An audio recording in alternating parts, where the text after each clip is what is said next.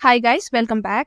तो अभी हम सीए फाउंडेशन बिजनेस इकोनॉमिक्स की चैप्टर 4 डिस्कस कर रहे हैं, that is price determination in different markets. अभी हम चैप्टर 4 की यूनिट 1 डिस्कस कर रहे हैं, which is meaning and types of market. और आज है हमारा पार्ट 2 ऑफ द वीडियो। देखिए, पार्ट 1 में हमने meaning of market and classification of market study किया था, ठीक है।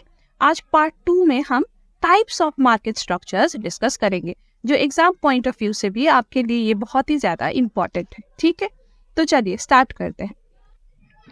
देखिए, इससे पहले कि हम various types of market structure को डिस्कस करें, हमारे लिए ये जानना जरूरी है कि आखिर मार्केट स्ट्रक्चर के बारे में पढ़ना क्रूशियल क्यों है। देखिए, कोई भी प्रोड्यूसर चाहता है कि उसे पता चले कि उसकी चीजों की डिमांड कितनी है मार्केट में, राइट। कितने लोग उसके प्रोडक्ट या सर्विसेज खरीदना चाहते हैं, क्योंकि ये डिमांड के बेसिस में ही वो अपना आउटपुट डिसाइड करता है कि कितना उसे प्रोड्यूस करना है, और उसकी रेवेन्यू भी उसी से आती है ना। तो डिमांड जानना उसके लिए बहुत जरूरी होता है, और इसके लिए उसे मार्केट बिहेवियर को स्टडी करना पड़ता है, राइट। अब जब वो बिहेवियर स्टडी कर रहा है तो उसे वेरियस सवाल पूछने पड़ेंगे, जैसे कि how many competitors are there in the market selling similar products. मेरे जैसे ही सिमिलर प्रोडक्ट्स कितने लोग बेच रहे हैं मार्केट में। अगर if one firm changes it's prices, will the market share change. अगर कोई भी मेरा कॉम्पिटिटर प्राइस चेंज कर देता है, तो क्या कस्टमर की जो मार्केट शेयर है, जितने कस्टमर्स उसके पास जा रहे हैं या जितने मेरे पास आ रहे हैं, क्या वो चेंज हो जाएंगे। And if it reduces it's prices, अगर प्रोड्यूसर खुद अपना प्राइस रिड्यूस कर देता है, तो क्या other firms, other producers and sellers will follow it. क्या बाकी प्रोड्यूसर्स एंड सेलर्स भी अपना प्राइस कम कर देंगे, ठीक है। तो इस तरह के सवाल उससे पूछना जरूरी है। और देखिए, इन सवाल का जवाब ना हर बार सेम नहीं होता, डिपेंडिंग कि आप किस तरह के मार्केट स्ट्रक्चर में हो, आपको अलग अलग जवाब मिल सकता है, ठीक है। तो इसलिए हमें मार्केट स्ट्रक्चर, एक प्रोड्यूसर को या एक कंज्यूमर को भी मार्केट स्ट्रक्चर के बारे में जानना बहुत जरूरी होता है, कि आप किस टाइप की मार्केट में फिलहाल आप इंगेज्ड हो, ठीक है। तो this was why we need to understand market structure, right. तो चलिए अब वेरियस मार्केट स्ट्रक्चर्स के बारे में एक बार जान लेते हैं। Major types of market structures. देखिए, वैसे तो आप मार्केट स्ट्रक्चर्स को 100 से भी ज्यादा टाइप्स में डिवाइड कर सकते हो, लेकिन ईज ऑफ अंडरस्टैंडिंग और ईज ऑफ स्टडी के लिए हमने मार्केट स्ट्रक्चर्स को 4 मेन कैटेगरी में डिवाइड किया हुआ है। तो वो क्या क्या है? देखिए, पहले तो आपका है perfect competition, then second category is monopolistic competition, third is monopoly, and the fourth is oligopoly. तो ये 4 मेजर मार्केट स्ट्रक्चर्स आपको दुनिया भर की इकोनॉमी में देखने को मिलती है। तो क्या होता है ये स्ट्रक्चर्स में? चलिए एक एक करके हम इन स्ट्रक्चर्स के बारे में डिटेल में स्टडी करते हैं। Okay, let's start with perfect competition. Perfect competition is characterized by many sellers selling identical products to many buyers. देखिए, परफेक्ट कंपटीशन में क्या होता है कि नंबर ऑफ सेलर्स भी काफी ज्यादा होते हैं एंड नंबर ऑफ बायर्स भी काफी ज्यादा होते हैं, ठीक है। इसलिए तो इसको हम कंपटीशन कहते हैं, क्योंकि कंपटीशन में हमेशा लोग ज्यादा होते हैं, right. So that's why perfect competition में भी there are many buyers and many sellers, और ये जो सेलर्स है ये आइडेंटिकल प्रोडक्ट्स बेच रहे होते हैं। आइडेंटिकल यानी कि सेम प्रोडक्ट्स। फॉर इंस्टेंस, आप वेजिटेबल मार्केट को याद कीजिए, ठीक है।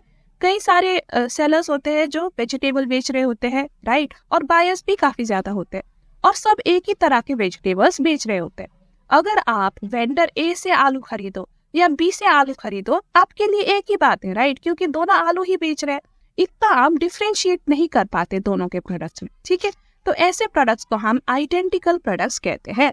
और परफेक्ट कंपटीशन में जो प्रोडक्ट्स होते हैं वो आइडेंटिकल होते हैं, यानी कि एक कंज्यूमर को फर्क नहीं पड़ता कि वो किससे खरीद रहा है, अनटिल एंड अनलेस उसे ठीक रेट में मिल जाए और ठीक क्वालिटी की मिल जाए, वो किसी भी वेंडर से खरीदने को तैयार होता है, राइट। तो ये होता है परफेक्ट कंपटीशन में। 3 मेन कैरेक्टरिस्टिक्स क्या है? Many sellers, many buyers and identical products.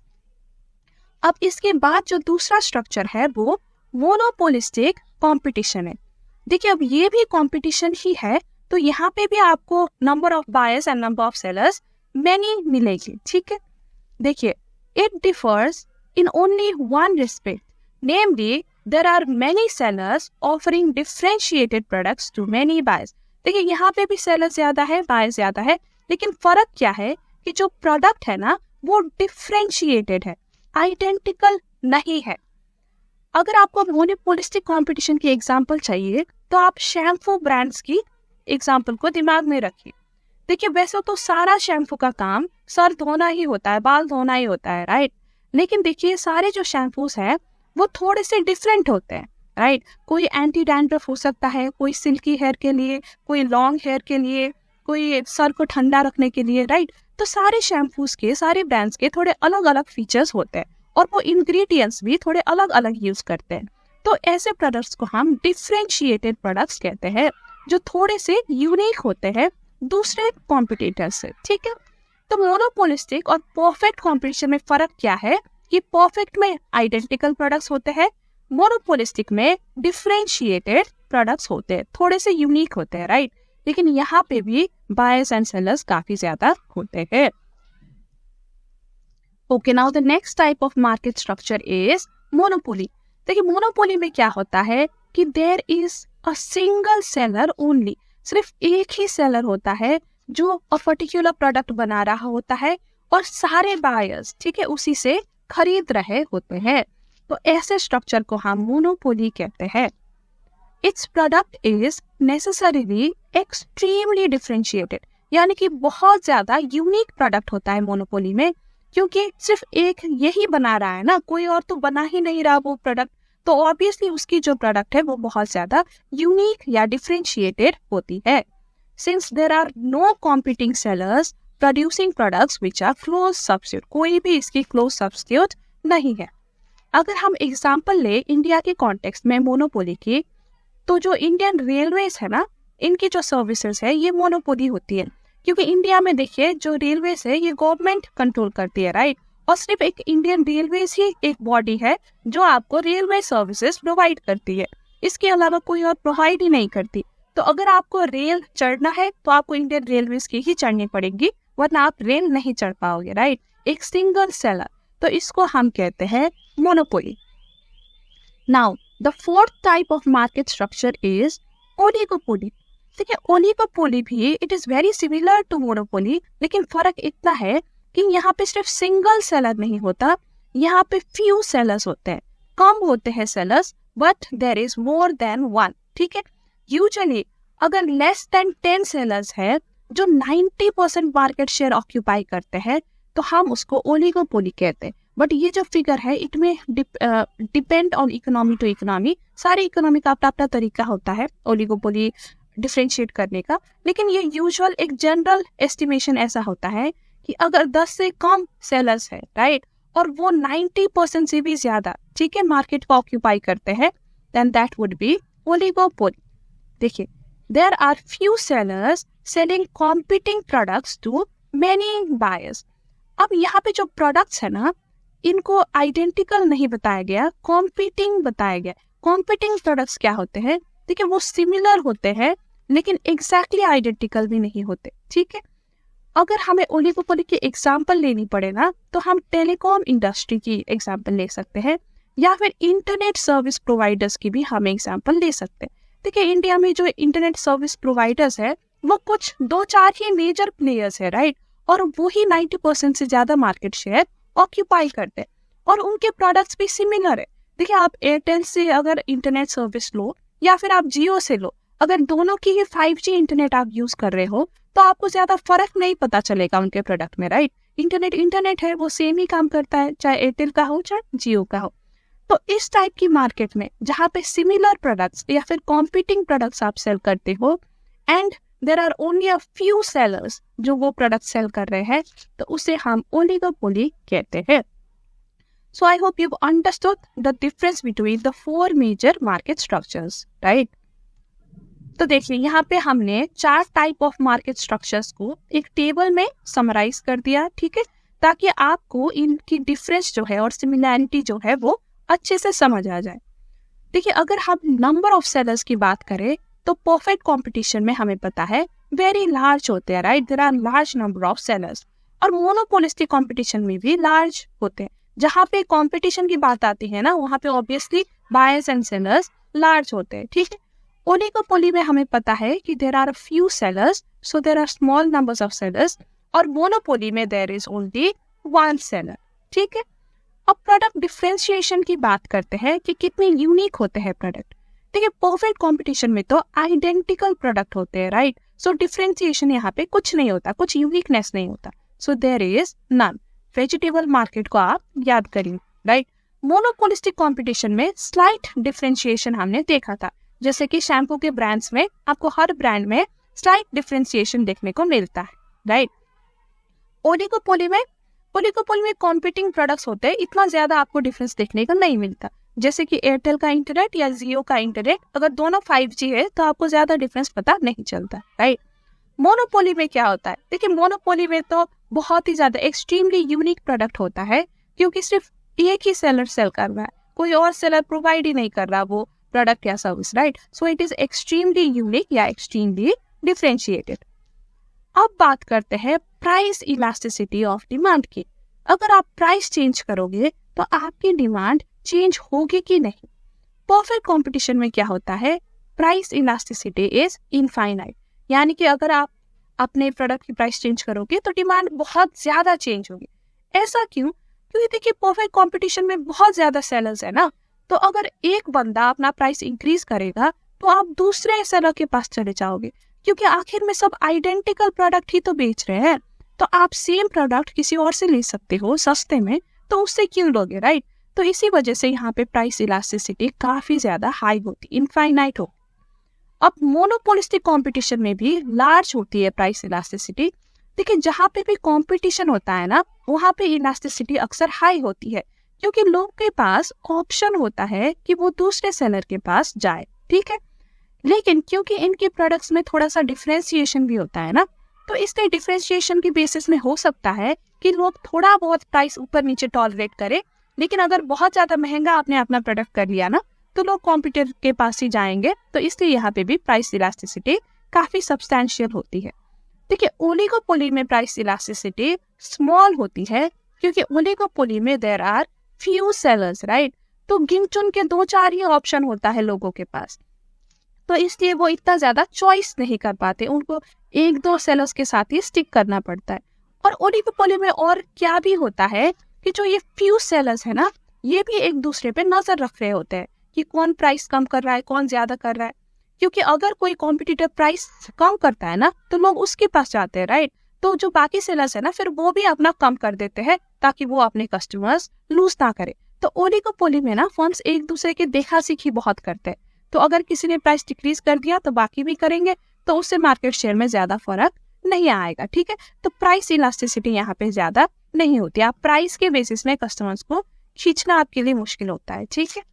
Monopoly में भी स्मॉल होता है प्राइस इलास्टिसिटी, क्योंकि देखिए एक ही तो बंदा है, राइट। आप कस्टमर्स के पास कोई ऑप्शन थोड़ी ना है। अगर ये प्राइस भी इंक्रीज करेगा तो कस्टमर्स को खरीदना ही पड़ेगा अगर उनको जरूरी है तो। या तो देखिए, इंडियन रेलवेज की अगर हम बात करें, तो अगर आपको रेलवे चढ़नी है तो आप उसी एक सेलर से ही आपको टिकट लेनी पड़ेगी, भले ही वो कल को जाके महंगी हो जाए, राइट। या तो आपको ट्रेन ही चढ़ना छोड़ना पड़ेगा, आपको बस या एयरप्लेन चढ़ना स्टार्ट करना पड़ेगा, राइट। तो प्राइस इलास्टिसिटी यहाँ पे भी बहुत ज्यादा नहीं होती, स्मॉल इसलिए होती है कि लोग या तो खरीदते हैं या तो खरीदना ही बंद कर देते हैं, राइट। लेकिन दूसरे कॉम्पिटिटर के पास वो नहीं जा सकते, क्योंकि कोई कॉम्पिटिटर है ही नहीं, ओके। तो अगर मैं आपको इजी तरीका बताऊँ याद करने का, तो देखिए, जहाँ पे कंपटीशन होता है वहाँ पे लार्ज होता है इलास्टिसिटी। ओलिगोपोली मोनोपोली में कंपटीशन ज्यादा नहीं होता, तो इसलिए small, okay. Of degree of control over price देखते हैं। देखिए, परफेक्ट कंपटीशन में आपका प्राइस में कोई कंट्रोल नहीं होता, जो मार्केट की रेट है ना, आपको उसी रेट पे बेचनी पड़ती है, क्योंकि बहुत सारे सेलर्स बेच रहे हैं वही चीज, राइट। तो अगर आपने अपना प्राइस थोड़ा हटके कर दिया, थोड़ा इंक्रीज कर दिया, तो लोग आपसे खरीदेंगे ही नहीं, तो आपका प्राइस में कोई भी यहाँ पे कंट्रोल नहीं है। मोनोपोलिस्टिक कंपटीशन में सम लेवल ऑफ कंट्रोल है, क्योंकि आपका प्रोडक्ट थोड़ा सा यूनिक है बाकी ब्रांड से, राइट। तो उस यूनिकनेस के बेसिस में आप थोड़ा सा अपना प्राइस ऊपर नीचे कर सकते हो, बट यहाँ पे भी आप बहुत ज्यादा चेंज नहीं कर सकते, क्योंकि लोगों के पास फिर बाकी ऑप्शंस होते हैं, राइट। तो वो चीपर ऑल्टरनेटिव्स पे जा सकते हैं।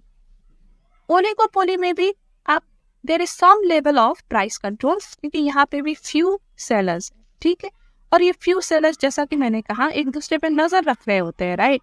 तो प्राइस के बेसिस में आप डिफरेंशिएट करना आपके लिए मुश्किल होता है। अगर आपने अपनी प्राइस कम भी कर दी तो हो सकता है कि आपके कॉम्पिटिटर्स भी कम कर दे, ठीक है। तो प्राइस कम करने का आपको ज्यादा फायदा यहाँ पे नहीं होगा, और अगर आप इंक्रीज करोगे तो लोग कॉम्पिटिटर के पास वैसे ही चले जाएंगे, राइट। तो आप प्राइस के साथ यहाँ पे ज्यादा खेल नहीं खेल सकते। Degree of control is some, थोड़ा सा है, ज्यादा नहीं है। मोनोपोली में लेकिन अगर हम बात करें तो very considerable control of price है, क्योंकि ये एक ही बंदा है, राइट, यही एक किंग है, ठीक है। तो ये अपना प्राइस, अपना मनचाहा प्राइस यहाँ पे रख सकता है। So there is very considerable degree of control over price. तो यही थे आपको जो समझना है, ठीक है, इन 4 मार्केट स्ट्रक्चर्स के बारे में, और इनसे एग्जाम में क्वेश्चंस भी आती है, तो आप इनको अच्छे से पढ़ के समझने की कोशिश करिए। Now in the end I'd like to announce कि हमने बिजनेस इकोनॉमिक्स के लिए मॉक टेस्ट लॉन्च किया है अपने वेबसाइट में, जहाँ पे आपको 2 sets of mock test practice करने को मिलेगा। देखिए, ये मॉक टेस्ट आपकी न्यू सिलेबस के हिसाब से बनाई गई है, और हमने आपके लिए चुन चुन के हैंड पिक्ड इंपॉर्टेंट क्वेश्चन डाला हुआ है, जिससे आपकी कॉन्सेप्ट क्लियर होने में मदद होगी। देखिए, मॉक टेस्ट देना आपके लिए बहुत ही ज्यादा यूजफुल होता है, क्योंकि मॉक टेस्ट से आपको पता चलता है कि आप कहाँ पे कंफ्यूज हो, कहाँ पे आपको कॉन्सेप्ट की क्लैरिटी नहीं है, राइट। और आपको एक एग्जाम के लिए कॉन्फिडेंस भी मिल जाता है। और सिंस ये स्कोर बेस्ड टेस्ट है, आपको एंड में आपका स्कोर भी दिखेगा, तो आपको ये भी पता चलेगा कि आप कितने प्रिपेयर्ड हो अभी एग्जाम के लिए। सो मेरी तो सजेशन है कि आप जरूर ये टेस्ट ले और आपकी कॉन्फिडेंस इंक्रीज करें एग्जाम के लिए, क्योंकि ये आपको मिल भी बहुत नॉमिनल रेट पे मिल रहा है, राइट। और इसकी वैलिडिटी भी आपको 180 डेज तक है, यानी कि आप कभी भी 6 महीने में कभी भी ये टेस्ट ले सकते हैं। एंड आप बार बार टेस्ट को रिवाइज भी कर सकते हैं, यानी कि कहाँ पे आपने पहले रॉन्ग किया, राइट किया, आप दोबारा भी आके टेस्ट देख सकते हैं, ठीक है। टेस्ट का लिंक आपको मिल जाएगा डिस्क्रिप्शन में, और आपको कोई भी क्वेरी हो टेस्ट के रिलेटेड या ऐसे भी जनरल इकोनॉमिक्स के रिलेटेड, तो आप ये ईमेल आईडी पे भी मुझे कांटेक्ट कर सकते हो, या फिर आप हमारे टेलीग्राम चैनल भी ज्वाइन कर सकते हो, जिसका लिंक भी आपको डिस्क्रिप्शन में मिल जाएगा।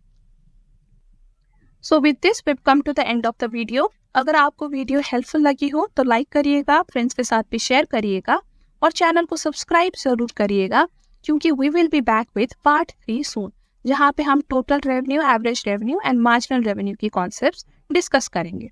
तो मिलते हैं जल्दी, तब तक के लिए bye bye and take care.